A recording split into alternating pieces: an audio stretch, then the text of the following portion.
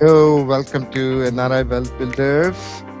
Nishi, you want to start with our disclaimer? Yeah, so before we dive in, we just want to mention that this podcast is for informational and entertainment purposes only. We'll be sharing our own experiences, perspective, and things we've learned along the way, but we are not licensed financial or legal professionals. Definitely make sure to do your own research and speak with a professional for advice specific to your situation. Oh, here we go. This is our first episode. Thank you for being here, Nishi and Sriju. We call her Sri. So let's start with brief introductions. Why don't we start with Sri? Sounds good. Hey everyone, my full name is Srijani, but most people call me Shri. I'm a now third year student at the University of Minnesota studying finance and risk management. So this is all pretty exciting to me, this world and industry. Some things that I've gotten to do in the past. I've gotten to intern and learn a lot in the wealth management industry. So it's a huge passion of mine. This summer, I'm getting some experience in the accounting realm as well in the Big Four space. So I'm super excited to get some more experience there. Looking into the future, one of my main goals is to become a financial advisor one day, get my CFP, and eventually start my own wealth management practice and my own company. So I'm excited to learn a lot with these two co hosts here and make a good experience out of it all. Yeah. You, Nishi, maybe you can start next. Yeah. So my name's Nishi. Sorry, my name's Nishi, short for Nishita. I'm 27 years old. I'm a software engineer. I'm not too financially literate, but I'm hoping this podcast will help me as well as you guys, the audience. I'll be here for any software related things, talking about AI, all that stuff. Yeah, it's nice to meet you all. Thank you. I'll go next. My name is Sridhar. I'm an entrepreneur. I run a couple of companies. One is a consulting company, one is a real estate company. Been in business. As you can see, I'm pretty old compared to Nishi and Sri. That means I'm also hoping I'm wiser, but my wife and my family doesn't think I'm wise enough.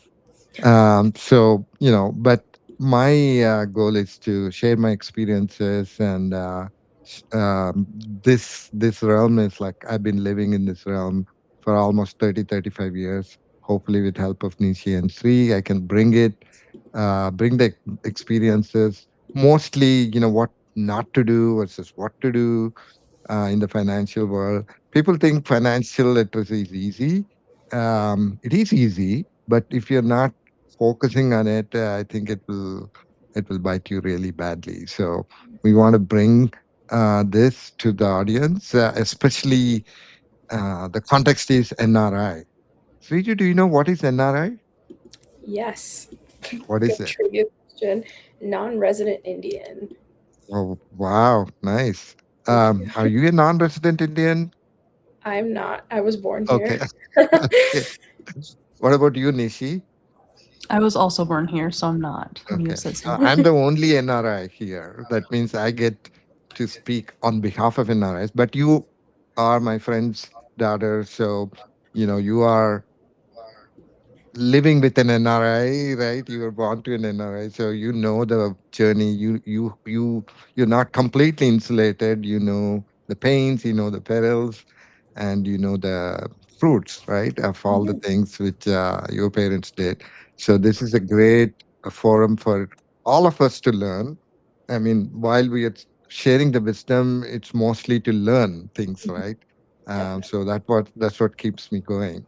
So let's start a little bit more and talk a little bit more about your particular financial background, right? So Mhm. you touched a little bit on the financial background. Can you go a little bit deeper? So Mhm. we all know you want to be a wealth management expert at some point, and why finance is so important to you, and what is your perspective for the future and things like that. Yeah, definitely. A little bit of background on how I even found out that I want to be incorporated here. I was just at a career fair one day and I was looking around just trying to get employed somewhere, honestly, not even seeing maybe this would be something I'm good at, not necessarily. And I stumbled upon a wealth management firm and I had a few interviews and I met some incredible people, people who were just down to earth and people, people who are able to have conversations and just like learn from stories. And I think ultimately like having real conversations is like the derivative, and that's like how we're able to um, talk about finance and like emotions are behind money. And that's what I've learned a lot about over the past year at my wealth management firm as well. So that's like the reason I like it. And also, it kind of ties into like my parents as well. So, a lot of things I tell like the clients I've had is like the reason I've gotten into this industry is because like over the past like 20 years, I've seen my parents like work incredibly hard for the life that they've been able to give my sister and myself. They've done an incredible job, but they have had to work very, very hard, right?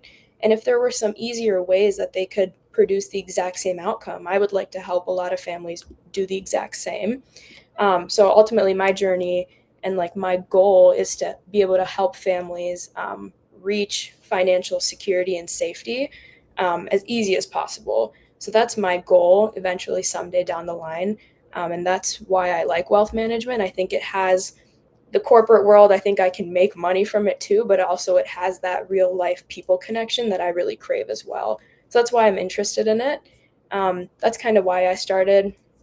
Unique perspectives wise, I over the past year I've gotten to work with like a plethora of different clients from fresh out of college, in college, to post retirees, to young couples with kids, like just a wide range of ages. And it just shows you that everyone's in a different stage of life and everyone has different problems that they need help with.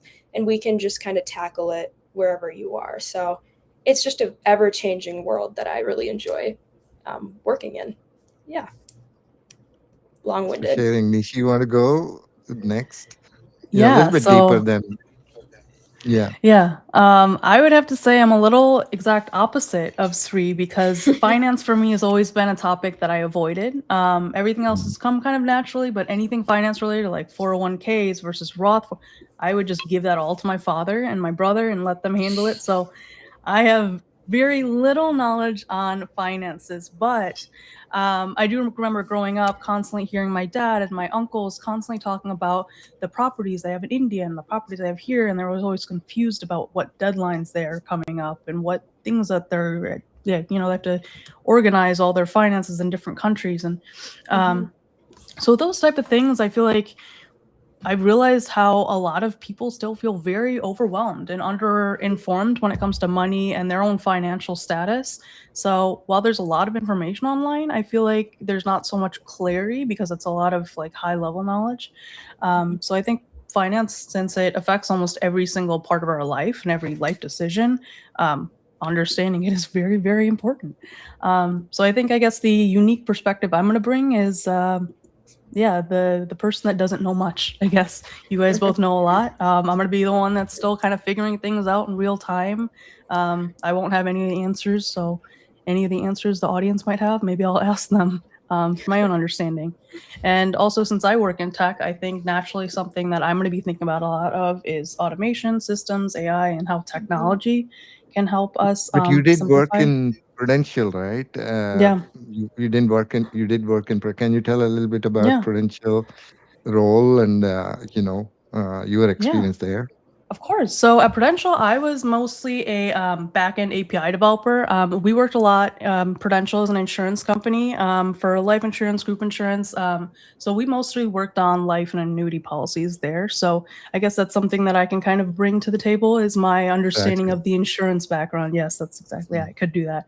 mm. So that's my going to be my contribution to this Understood. podcast. Awesome. I think it's you're right. You're kind of opposite to Sri in the sense that Sri is all way too deep into it, and you are not even into it, and you are just trying to outsource everything. I am, I think, somewhere in between. Let me tell you my story. Okay. Um, my dad has been like pressuring me a lot about financial planning for a while when I was growing up, and I was like, Dad, you know, come on, you're saying it, I'm listening it, but I'm not actually doing anything about it. And it took a while for me to understand the importance of financial planning. Mhm. What happens is life throws curveballs at you, right? That's what you plan something, life plans Mhm. something else, and that's when it hits you Yes. that when I was 37, I'm close to X number. I'm not going to tell you, but when I'm 37, I came to US for the second time. That's when I realized I've reset my financial picture, Mhm. complete reset when I was 37. And that's when I'm starting my life in US, second innings in US with two kids, one job, Mhm. and a lot of immigration challenges as an NRI, right? You can't do a lot of things. So that's when I would say I really started worrying about finances. Uh, in fact, I could have done a much better job before that time, and hindsight 2020, right? So if I had the knowledge I had that time, I would have had a Mhm. much better approach. So that's my story, and I've learned so many things in the past 20, 30 Mhm. years, and I think there's so much of information people don't have, and I think that's what I want to do. If I have to bring one value, one perspective to the table, is to demystify everything. Mhm. That demystify the real, the myths the people have around financial literacy.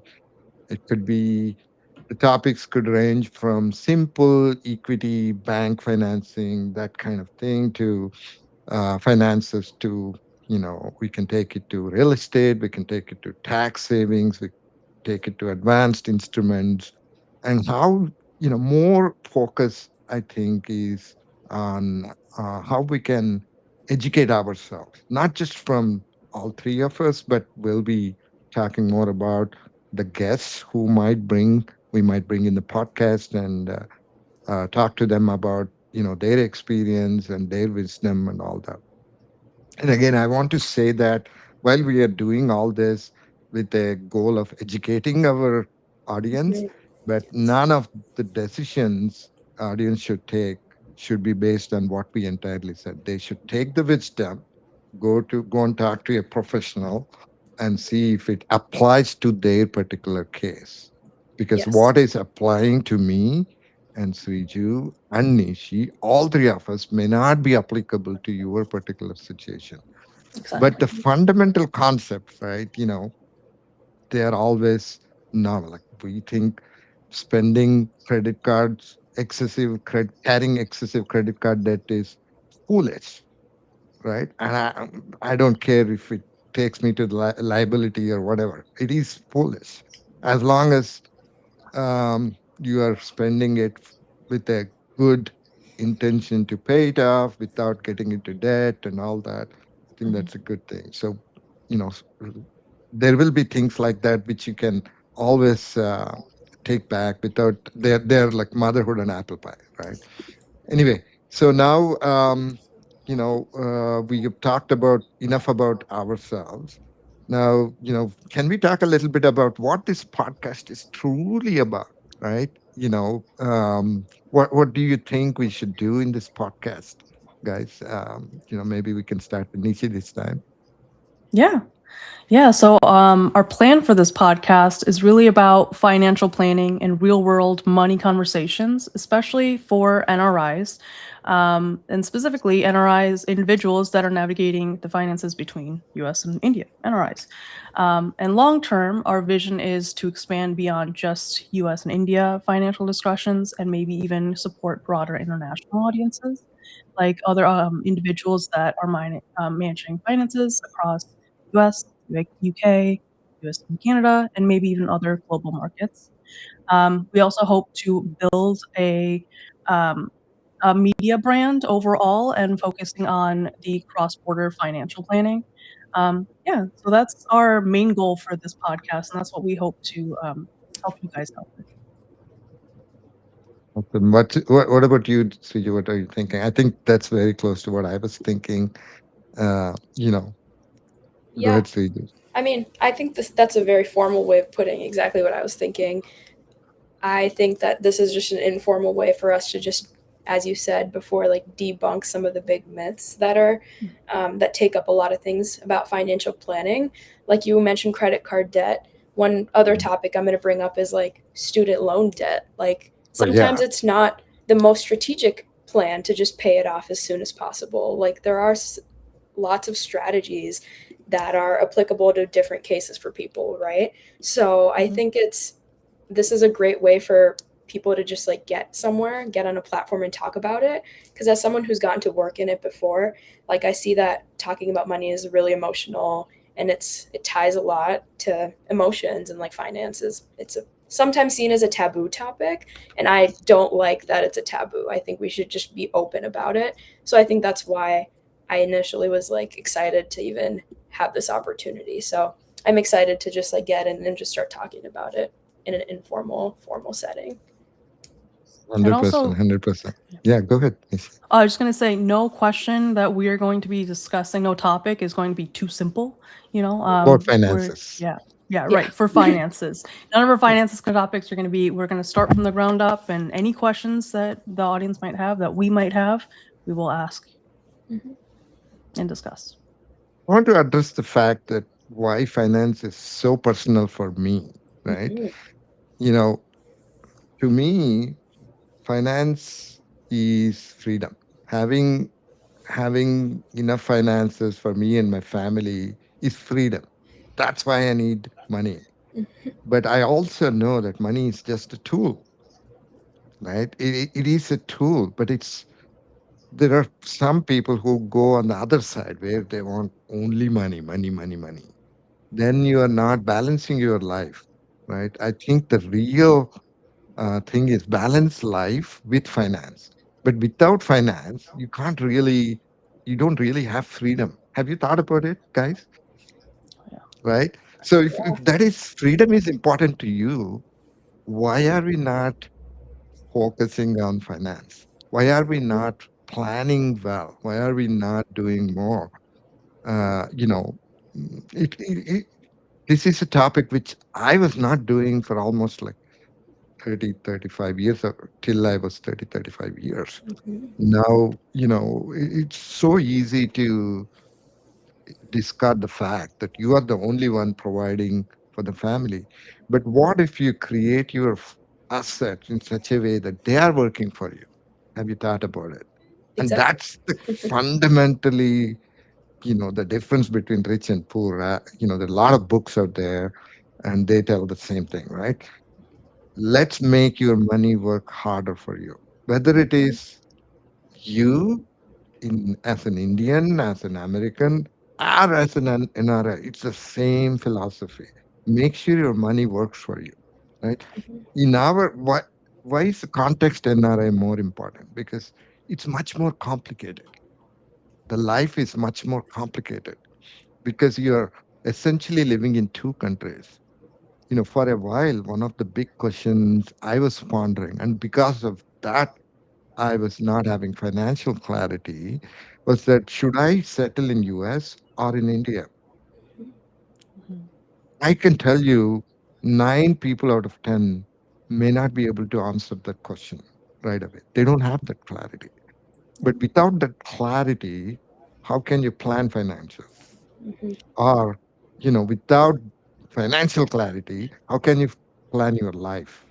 So these two are so intertwined. So do you understand how it becomes really complicated, right? Yeah. Without the having life clarity, what is finance for me? Or Mhm. without having finance, how can you plan my life? There's a catch Yeah. 22, Yeah, they say right? if you know exactly how you're going to take money out of your account, if you know exactly how you're going to use it in retirement, why wouldn't you plan it for the exact opposite, right? Why wouldn't you Mhm. plan it as if you knew exactly how you'd take it out, right? So I Right. agree with everything you said. It's important to And talk. it's very complex topic, right? For Mhm. example, I have old parents, right? And I have to provide for them. I mean, my heart goes out every time I think about them, but I'm not able to do anything, right? If I had financial freedom, I can spend some time the way I want, Mhm. right? Not my job decides, not my, boss decides, not my business decides, whatever, right? So if you have financial freedom, think about it.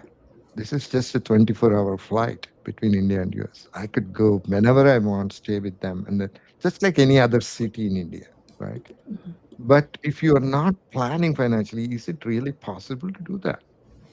You have to take Right. vacations, you have to take, you know, the more you plan, the better you can handle it. You can't completely control it, but at least you can handle better. So I think those are very, very important things. So um, again, my summary is it's not all about money, but money gives you freedom.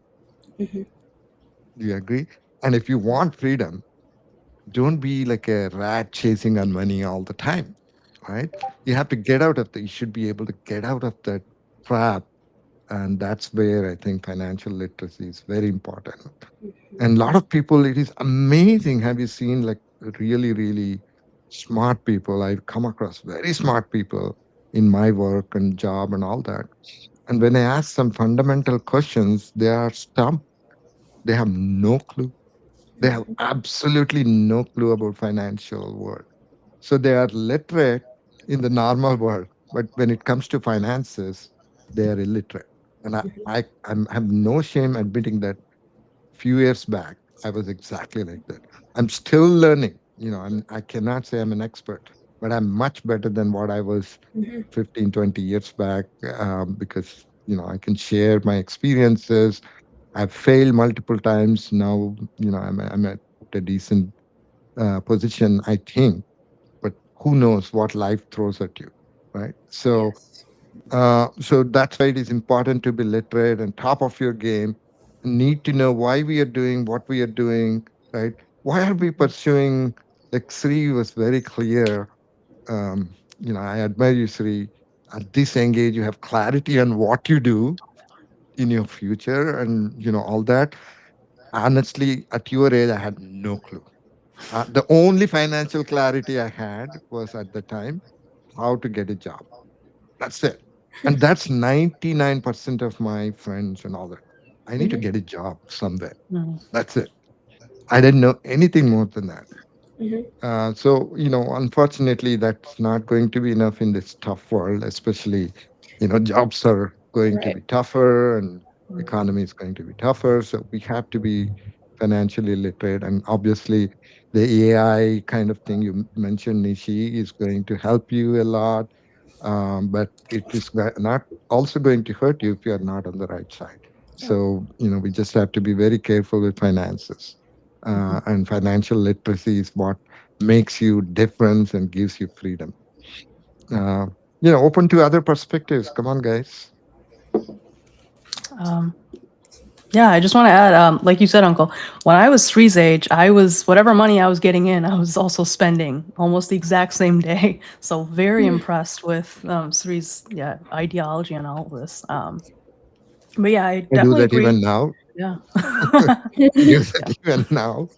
it's But hard. yeah, but it's just hard to realize the long-term effects, right? If Mhm. you don't save today, think it's going to bite you back tomorrow, right? You have to force yourself. A person like you and me, Nietzsche, we have to force ourselves and not allow us to touch money, Yeah. right? It's a little bit of personal discipline you need to make it happen, and we'll all learn all Mhm. that.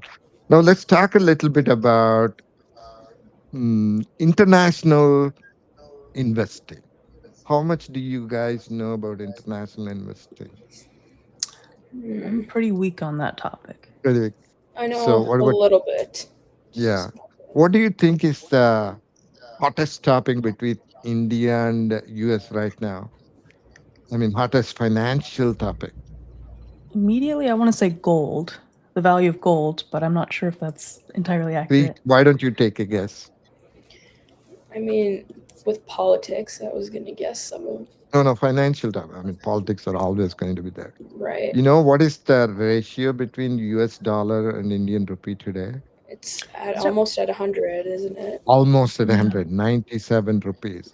Do you know how much it was when I was uh okay, Well, when I was let's in do this. Not it was yeah, go about ahead. 70. I remember 7. Yeah, going I to the remember store that. and thinking, no, 70 is not bad at all. But now it's Yeah, at almost 100. So, yeah.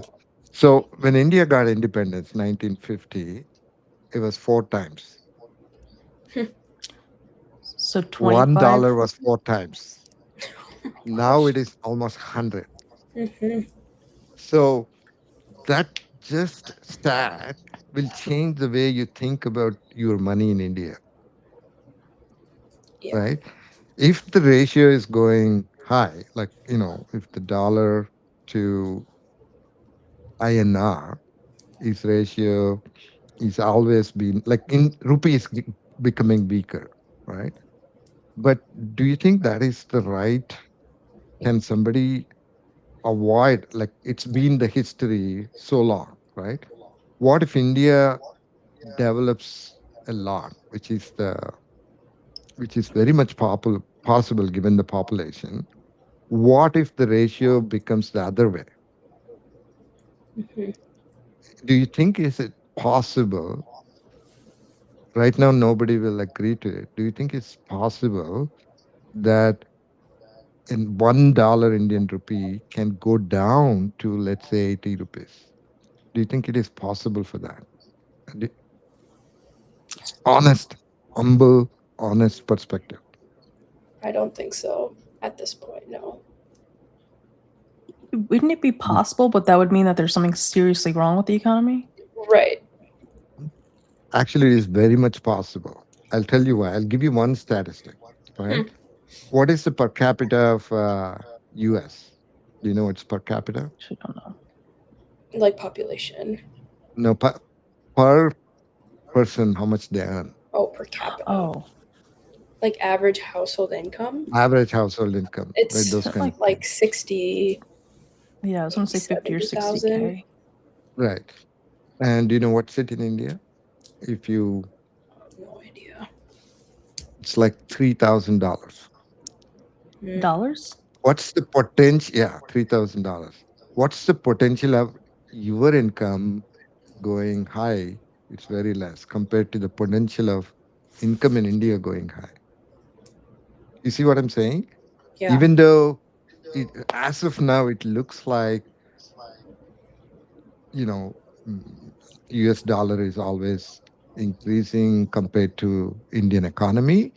Given the population, given the type of resources we have, given the brains we have in India, it's not, I won't be surprised at all that, the trend where rupee versus dollar is going. I won't be surprised at all. And I do agree with you that in the short term, I don't see that happening. But in a long term, if things change positively in India, it might happen. It might happen, and it's not like unrealistic Hmm. expectation. It is, you have to be really real, because all we are talking about the population being educated and producing more per capita, right? Mhm. There are a lot of things around why it is what it is. Important thing is, like, we were basically in India, like when I was born in India, it was still developing, right? They were just opening India to economy. Till I think it was 90s, early 90s is when they opened India to overall world, the market.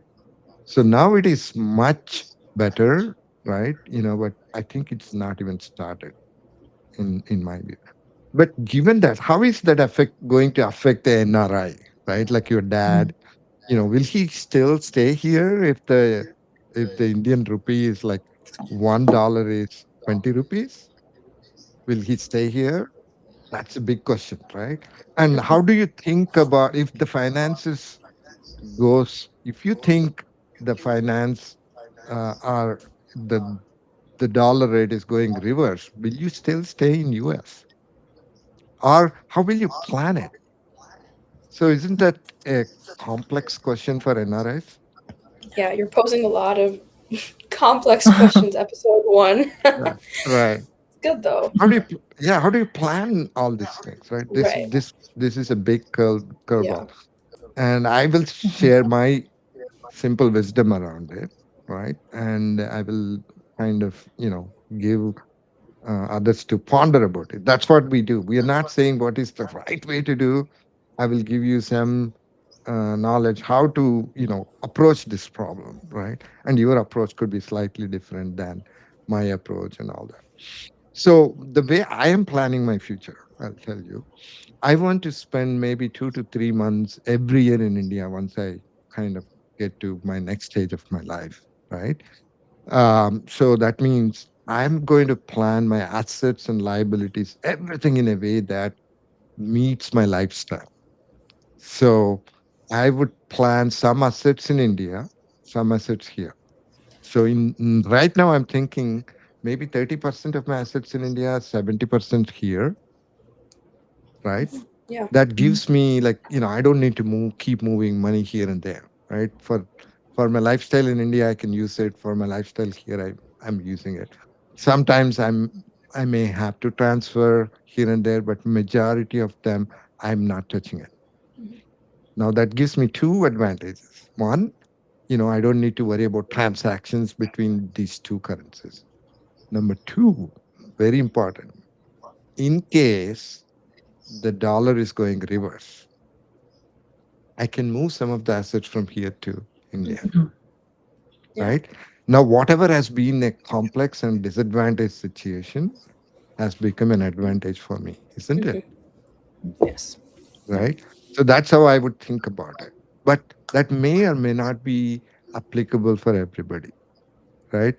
So, that's the being understanding this concept itself will change the way you think about your finances, Mhm. right? And you think about your life decisions, right? So that's how these are interlinked. Mhm. So, some of the mythbusters we started in first episode, right? Yeah, I think we had a great introductory podcast, and I think I want to I want to kind of reiterate we are going to have this podcast every Saturday, 10 a.m. Pacific time, 1 p.m. EST, and which is like I think 10:30 p.m. in India time, 10:30 p.m. IST in India time. So, and we want to do it every week with a new episode. And we can we talk about a type of guests we will be inviting, Nishi? Yeah. Yeah, so the type of guests we'll be inviting, we definitely want a mix of different perspectives instead of just the traditional financial voices. So we'll be having people that are financial experts or financial professionals, tax experts, wealth advisors, investing specialists. We'll also have discussions with people in tech, entrepreneurship, AI, startups, real estate, and even professionals that have navigated the cross-border financial journeys specifically. Um, yeah, and since some of the best conversations usually happen when people are speaking honestly about their lessons that they've learned, mistakes that they made, and any experiences they had, we want guests that will provide both expertise and their own real world perspective and experiences. Did Nishi miss anything, you think? Nothing on that topic. I do want to add Hmm. one 2 cents to the international Hmm. investing. Working with clients that come from different backgrounds, the planning that we do, we try not to even like think about the money that's in different like currencies. We tried to plan as safely as possible because again, it's tied to emotion and like family aspect to it. Because I think coming from like an Indian background or a different culture compared to like a white person or a Caucasian person, they come with more of a familial tie. Sometimes that's just what I've noticed. So sending money back for your family or your parents, so those types of things. The planning I've seen so far in those realms is more like we try to plan as safely as possible. So we're not even touching the money that's in different currencies. So I think it's That's an interesting. opportunity lost, right? in my Yeah. view. I don't know. We have to dig deeper and find it. So that's an opportunity lost. Let's say I have 30% money in India. That Well, yeah. means Well, the what is entire what are you point of doing? this is to let Exactly. that work. Exactly. Exactly. Let Exactly. that money work for itself That and means then let if I this work don't here. use it, I'm not using my opportunity for freedom, Exactly. right? So Right. we need to be able to leverage how that money can work for your life decisions, right? Exactly. And Yeah. that brings another really good point, which is international cross-border taxation, Mm. right? There's Like, a lot of things you could do to avoid taxes. Why do we pay taxes, right? Which mhm, because we are better citizens, right? But we need to take care of ourselves before paying taxes. If we can yeah. avoid paying taxes as much as we can in a legal and professional way, we should, right? Mhm, And did you know that if you have some money in India, right, even if it is a little bit of money, and you're not declaring in your US tax returns, you could attract penalty from IRS. And it's a heavy penalty, $10,000. Even if you have a little bit, potentially they may not go after you, but if they go after you and find out that you have some money and you're not declaring, why do you have to do that? Just declare it. Big deal. You're paying taxes here anyway, so it's the amount of interest you're gaining in your Indian money may be really less. The mhm. sooner you declare it, the better it is, right? Right. All they want is the little bit more taxes, right? Just give it. Yeah. Don't worry about, don't get into trouble. I know a lot of people got into trouble because of that. So, sooner or later, they have systems to find out that you have money in India and not declaring, and that will become a problem. So I've been declaring every tax returns, right? One of my CPA told me, why are you not declaring? Just declare already. So Mhm. I started declaring almost a decade back, and I think that makes me sleep better, right? Um, Definitely. Yep. and another thing I think we will talk about um, in our podcast is real estate, right? There is real estate in India, there is real estate in US. How can NRIs manage this real estate, and what is the percentage of real estate you should have? Those kind of things. Many type of questions come around real estate, right? Mhm. And people, what I observed uh, in the US market, the wealth managers, they don't pay so much attention to real estate. And within real estate, it's a big, um, diversification option and a retirement option. So we should talk about real estate. Mhm. Um, and if the podcast viewers have any questions, they can send an email to info@nriwealthbuilders.com. I think we'll be coming up with phone numbers, we'll coming up with the live options and everything very soon. But it's been pleasure talking to both of you, Mhm. and I think we'll have fun going around. And any closing comments, guys? Yeah, so I just want to let everyone know some future topics that you can get excited about are ways to generate passive income, international investing, tax and remittance strategies, building wealth across multiple countries, common financial mistakes NRIs make, sorry, and any real estate decisions as well. Yeah. Definitely. Yeah. All right. With that, thank you very much for attending our podcast. We will try Thank you. to wrap this up and talk to you next week. Thank you All so right. much. Bye bye. Thank you. Bye.